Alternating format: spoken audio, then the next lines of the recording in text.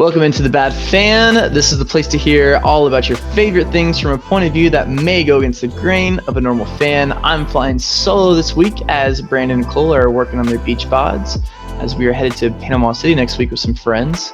But I'm here to talk about baseball. We're going to take a deep dive into the trade deadline coming up, and we're going to recap and figure out how the World Series champions of 2021, the Atlanta Braves, are doing. And again, like I said, I'm your host for the day, Stephen Curl. Glad you've tuned in with us.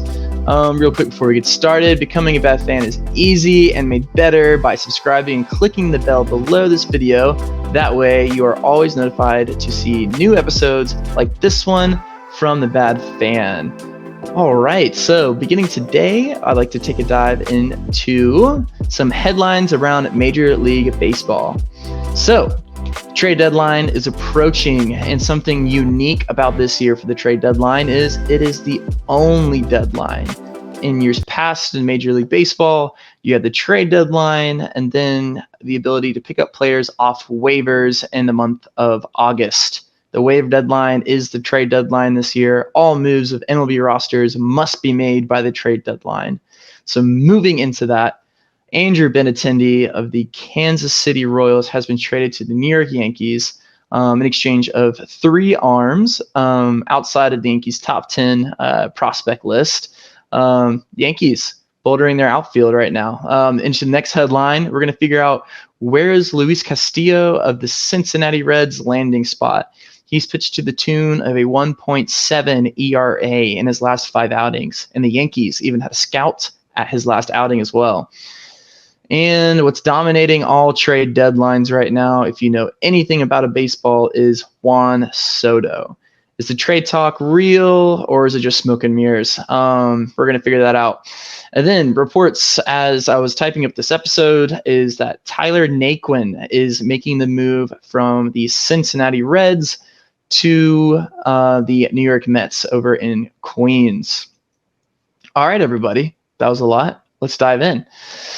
So first, we're going to go into the Andrew Benatendi trade. You might be wondering who Andrew Benatendi, wasn't he that young kid on the Red Sox? Yes, he was. He was supposed to be the big deal for the Red Sox and ended up slumping, and career kind of went on the downward trajectory.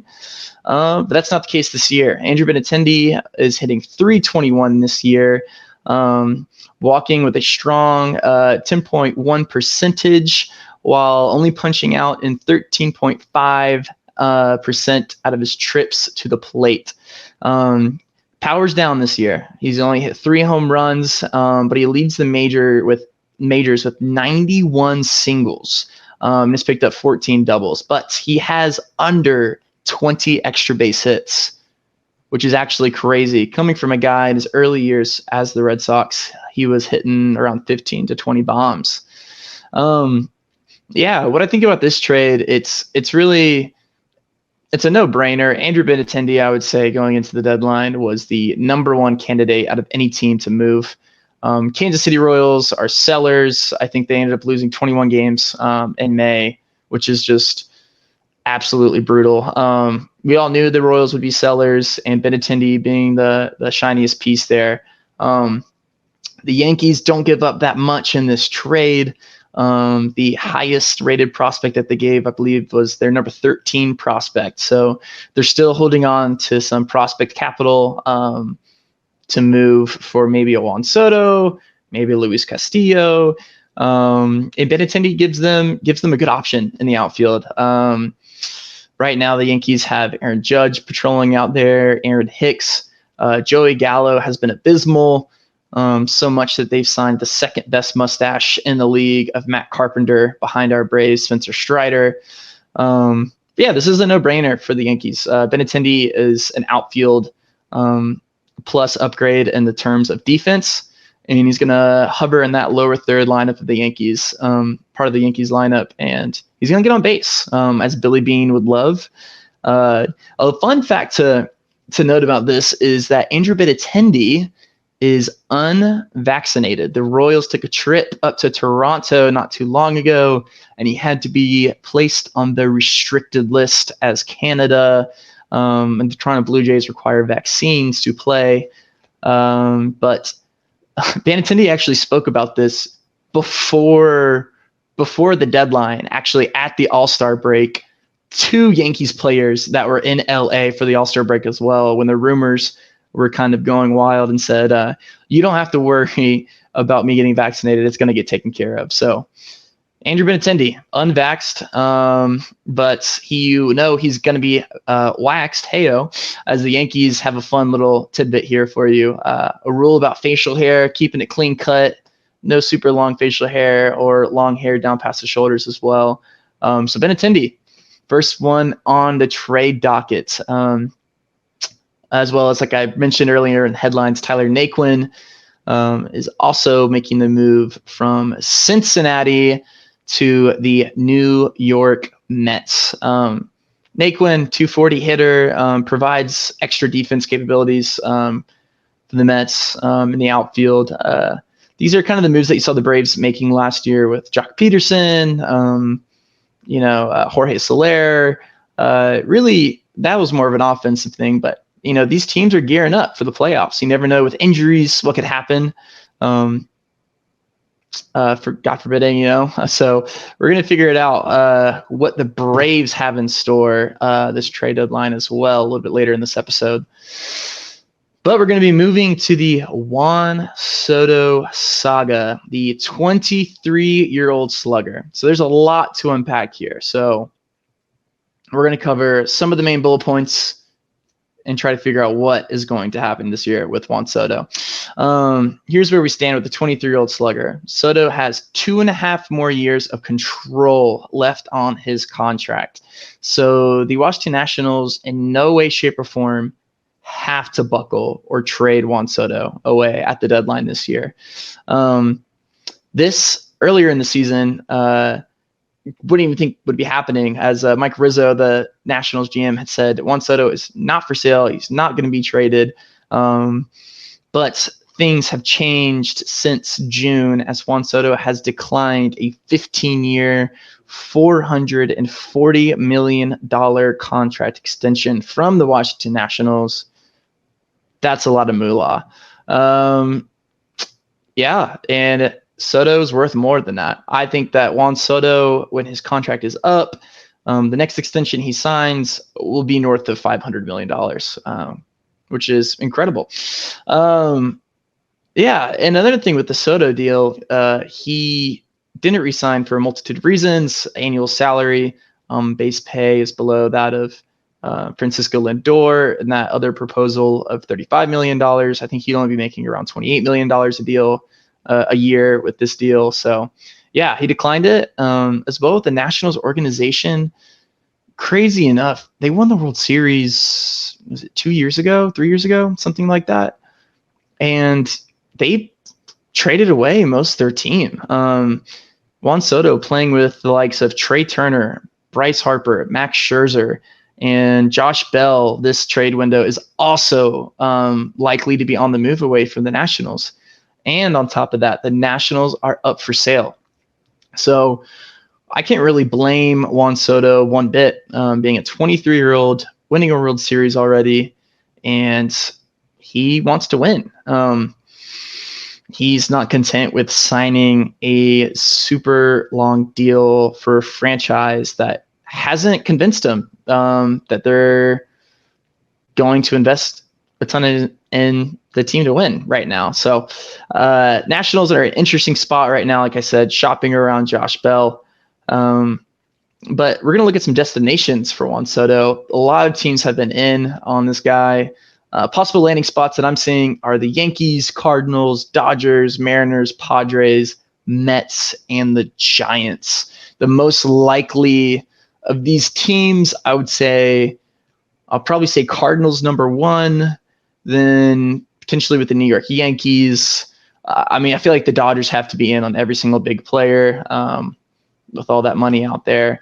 Oddly enough, the Mariners are in on this guy as well. And I don't think the Padres, Mets, or Giants really have, I don't know. Everybody has a chance. Everybody should be in on this player if they can get him.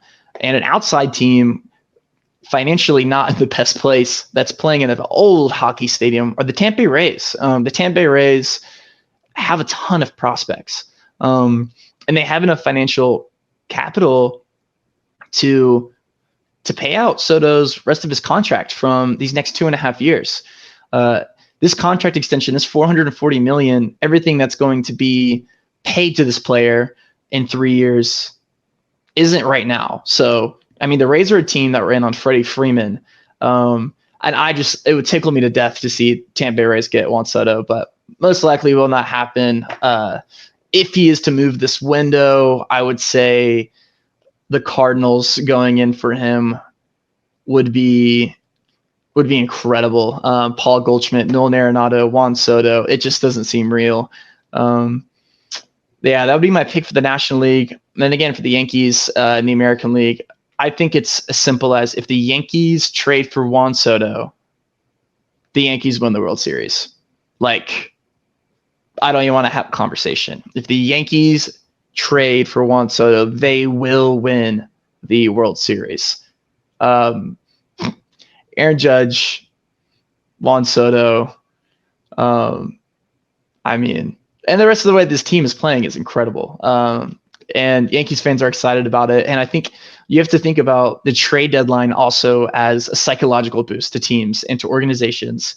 You look at last year with the Atlanta Braves trading for Jock Peterson and Jorge Soler and adding these guys to their roster. Jock Peterson, I mean, he hit some really important home runs, and it also provided a sense of belief for the Braves fan base that we're doing this thing, we're going after it. And the Yankees fans, as much as I hate to admit it, they are the most winning hungry team in baseball history. 27 world championships and an ownership that has been deprived of a World Series to their standards for way too long. So anyways, I'll get off my high horse on that. I think Juan Soto, if I had to make a bet though,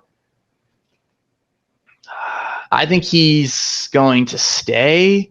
If I'm the Nationals, I'm really picky. And if I'm going to trade Juan Soto this year, I better be getting a haul in return. The Nationals have been expected to have 4 to 5 top young players. If they are going to deal Juan Soto out, that's what they're looking for, is 4 to 5 top prospects / already MLB ready young players in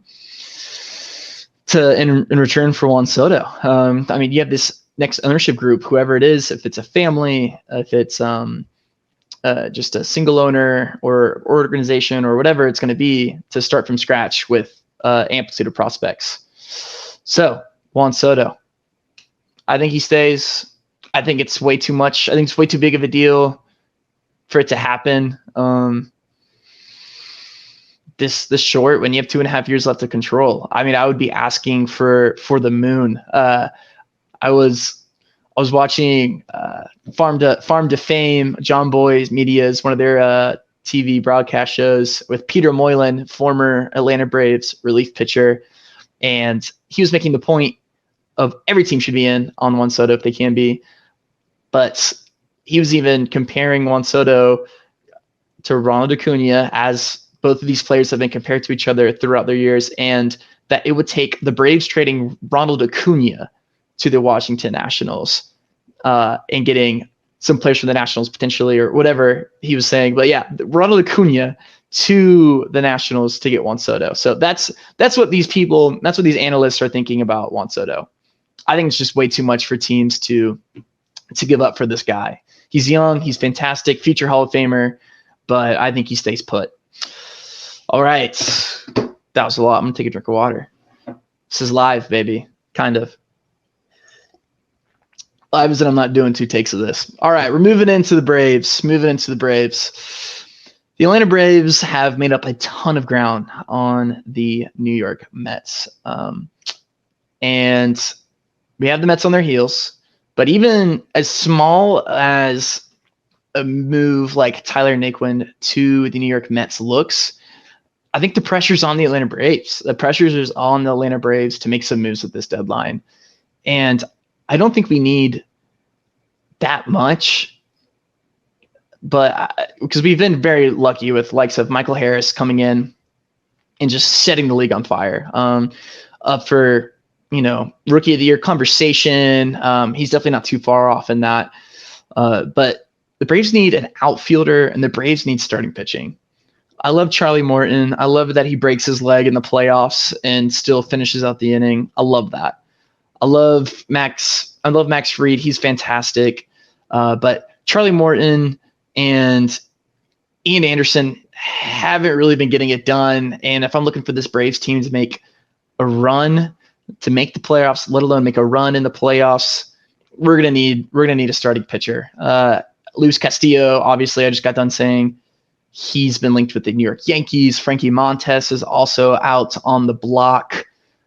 I would say the Braves need a starting pitcher. Madison Bumgarner, I believe I threw that around the last episode of The Bad Fan when we were talking about that. But Braves need a starting pitcher. Eat some innings and just being reliable. I mean, Ian Anderson the other day gave up like 5 runs, 6 runs in the first inning, and I ended up just turning the TV off. Love the guy, young pitcher, bright future, but the Braves, I don't think, can be relying on a breakout season by Kyle Wright and Max Fried and Spencer Strider, another rookie that's just been shoving right now. But we need some stability in that rotation. And we need an outfielder. Adam Duvall going down with season-ending surgery on his wrist. Adam Duvall was even floated around to be an all-star. I think made it actually into the second cut of voting. But yeah, Adam Duvall undergoes surgery after slashing the 213 batting average, but 12 homers. And Adam Duvall is a guy that you love for the clubhouse. That he loves the Braves. He's a guy that fills in his role, doesn't have an ego, and he can hit a big home run.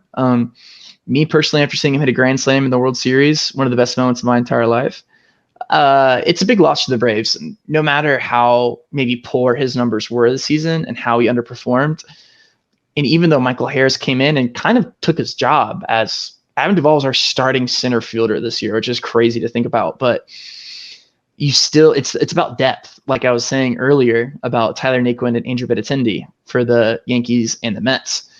You need depth in your outfield. You need to be able to rely on players that have been there before. Michael Harris has been fantastic. And Ronald Acuna, really hoping that he has a great second half of the season, struggling with injuries himself. And Marcell Ozuna out in left field /DH. And then after those 3 guys, you have Guillermo Heredia that has been starving for at-bats, and Michael Ford that the Braves just recalled from AAA. And that's really it. You traded away Christian Pache, and we traded away Drew Waters. And even then, you're relying on young talent. So the Braves need to go get a rental this fall, or this summer, I should say, for the fall in the outfield. Even if it's, I don't know, I'm just trying to think. We need a rental. Maybe bring Jock Peterson back. Just throwing it out there. The Giants might be sellers. Peterson signed a 1-year deal with the San Francisco Giants. That just came in my head. Sorry. Bring the Pearls back. Bring the Pearls back to Atlanta. But moving into some other updates on the Atlanta Braves, Ozzie Albies, speaking of injuries, still dealing with that fractured left foot, is potentially going to be coming back in mid to late August. Alex Anthopoulos said looking like a mid to late August, or worst case being September for Ozzie Albies' return.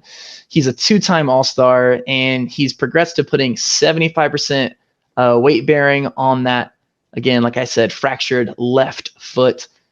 I mean, that was just a huge loss for the Atlanta Braves. He went down a little bit over a month ago now, which is crazy to think about. And the Braves haven't really slowed down, with the likes of Orlando Arcia really stepping up, and Dansby Swanson really just slashing like a madman on his contract year, wanting to get that paycheck. So you really think about the Braves. We'll go to the optimistic side of things. We haven't had Ozzie Albies really the past month or so. He has been hitting that well. And then Ronald Acuna has underperformed even when he's been on the field, to be honest. Health matters aside, we really need Ronald Acuna to turn it up in the second half of the season here. Matt Olson, again, Michael Harris, Austin Riley, William Contreras have been picking it up by just smashing the ball. And that's what I love about this Braves team. And that's what was so special about this team last year as well when we put it together for the World Series. The Braves aren't reliant on a superstar. We're not reliant on a Ronald Acuna or Freddie Freeman, RIP. But I think we can get it done. And that's what I think makes the Braves a world champion team like they were last year, is the chemistry, the ability for players to step up when called upon. And I think we need to be a complete team, though, however. So, again, Braves, you need to go out and get a starting pitcher, maybe some bullpen help as well, and an outfielder, in my humble opinion. And just to get some guys that maybe not be slashing an insane amount right now, don't give up too much. The Braves have ranked, I think, the 27th best farm system in the major leagues right now. This is pre first year player draft. That was, I believe, a few weeks ago. But it's not like the Braves have a lot of house money to really deal out to get a ton of high profile players, with us dealing with Christian Pache over in Oakland to get Matt Olson into the team. So, but anyways, that's kind of my Braves update. I think the Braves stand a really good chance to still, win the division. It's going to be very tough. Jacob deGrom is rumored to be activated as early as next week in the Mets starting rotation. So that's bad news bears for the Braves. I think the biggest thing that the Braves can do is just play about what's in front of them. Try to make that distance between the Braves and the Phillies a little bit bigger. Make it a 2-horse race. I think that's step one. And then in these series that we have against the Mets, you really just got to take advantage. Really got to take advantage, get those 2-game swings going. And I think we'll make the playoffs. I think I personally still think the Mets will win the division.